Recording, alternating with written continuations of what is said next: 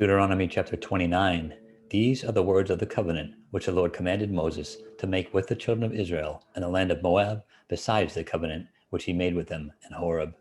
Now Moses called all Israel and said to them, You have seen all that the Lord did before your eyes in the land of Egypt, to Pharaoh, and to all his servants, and to all his land, the great trials which your eyes have seen, the signs, and those great wonders. Yet the Lord has not given you a heart to perceive, and eyes to see, and ears to hear, to this very day. And I have led you 40 years in the wilderness. Your clothes have not worn out on you, and your sandals have not worn out on your feet. You have not eaten bread, nor have you drunk wine or similar drink, that you may know that I am the Lord your God. And when you came to this place, Sihon, king of Heshbon, and Og, king of Bashan, came out against us to battle, and we conquered them. We took their land and gave it as an inheritance to the Reubenites, to the Gadites, and to half the tribe of Manasseh. Therefore, keep the words of this covenant and do them, that you may prosper in all that you do. All of you stand today before the Lord your God, your leaders and your tribes and your elders and your officers, all of the men of Israel, your little ones and your wives, also the stranger who is in your camp, from the one who cuts your wood to the one who draws your water,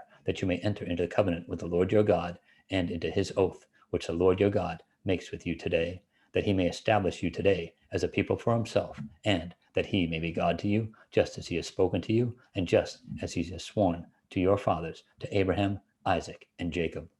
I make this covenant and this oath, not with you alone, but with him who stands here with us today before the Lord our God, as well as with him who is not here with us today. For you know that we dwelt in the land of Egypt, and that we came through the nations which you passed by, and you saw their abominations and their idols which were among them, wood and stone and silver and gold, so that there may not be among you a man or woman or family or tribe whose heart turns away today from the Lord your God to go and serve the gods of these nations, and that there may be not among you a root bearing bitterness or wormwood, and so it may not happen when he hears the words of this curse that he blesses himself in his heart, saying, I shall have peace, even though I follow the dictates of my heart, as though the drunkard could be included with the sober. The Lord would not spare him, for then the anger of the Lord and his jealousy would burn against that man, and every curse that is written in this book would settle on him, and the Lord would blot out his name from under heaven. And the Lord would separate him from all the tribes of Israel for adversity, according to all the curses of the covenant that are written in this book of the law,